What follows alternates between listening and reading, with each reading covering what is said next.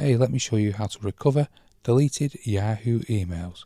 So let me quickly delete this message here, and on the new Yahoo mail you'll have the option to select undo, and if you click that before the message goes, it will recover the deleted email. However, if you don't press that, look on the left hand side here for deleted items. Select the box here what you want to recover, then select return to inbox, and that will recover the deleted email. If we're on the basic, let's delete this email, and if you see, you don't get a chance to recover it, so you will need to go to the deleted items, select the email you want to recover, drop this drop down and move it to the inbox, then select apply.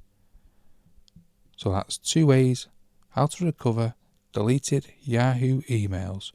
Hope you found this video helpful. If you did, smash the like and don't forget to subscribe for more helpful videos.